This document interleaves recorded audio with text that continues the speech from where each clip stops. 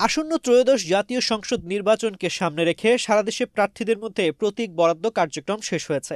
২১ জানুয়ারি বুধবার সকাল থেকে দেশের সংসদীয় আসনের রিটার্নিং কর্মকর্তারা নিজ নিজ কার্যালয়ে প্রার্থীদের উপস্থিতিতে এই কার্যক্রম পরিচালনা করা হয়। প্রতীক বরাদ্দের মধ্য দিয়ে নির্বাচনী প্রস্তুতির একটি গুরুত্বপূর্ণ ধাপ সম্পন্ন হয়েছে বলে মনে করছে নির্বাচন কমিশন।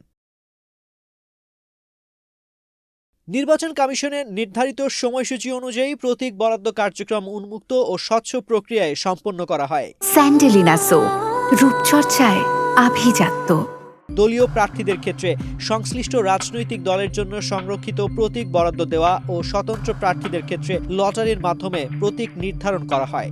প্রতীক বরাদ্দ চলাকালে প্রার্থী, তাদের প্রতিনিধি সহ গণমাধ্যম কর্মীরাও উপস্থিত ছিলেন। বরিশালে বিভিন্ন দলের প্রার্থী ও তাদের সমর্থকদের উপস্থিতিতে প্রতীক বরাদ্দ করেছেন জেলা রিটার্নিং কর্মকর্তা। নির্বাচনে বরিশালের ৬টি সংসদীয় আসনে বিএনপি, জামায়াতে ইসলামী, ইসলামী আন্দোলন বাংলাদেশ, এনসিপি, বাসদ ও স্বতন্ত্র সহ বিভিন্ন দলের ৩৬ জন প্রার্থীকে প্রতীক বরাদ্দ করা হয়। প্রতীক নিতে আসা প্রার্থীরা জানান, নির্বাচনে এখনো লেভেল প্লেইং ফিল্ড তৈরি হয়নি। সুষ্ঠু নির্বাচন নিয়েও শঙ্কা প্রকাশ করেন তারা। হবিগঞ্জ জেলার ৪টি আসনে মোট ২৪ জন প্রার্থীর মধ্যে উৎসবমুখর পরিবেশে প্রতীক বরাদ্দ দেওয়া হয়েছে।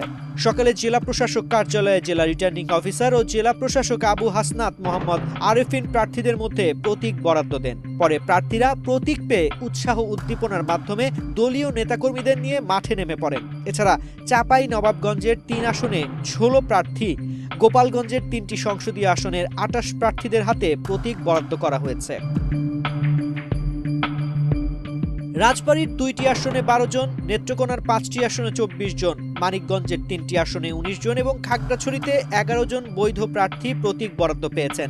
এছাড়া ঝালকাঠি ১ আসনে ১০ জন ও ২ আসনে ১৮ জন প্রতীক বরাদ্দ পেয়েছেন। লক্ষ্মীপুরের ৪টি আসনের প্রতীক পেয়েছেন ২৯ জন প্রার্থী।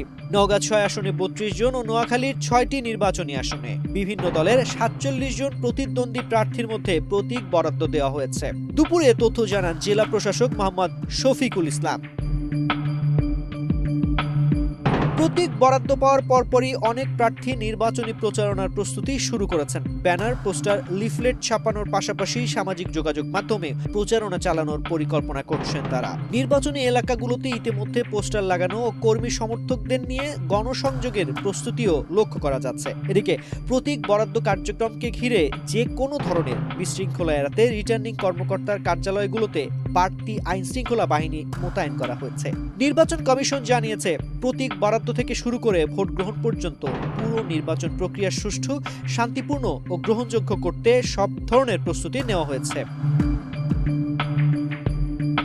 তাজির রহমান, বাংলাদেশ প্রতিদিন।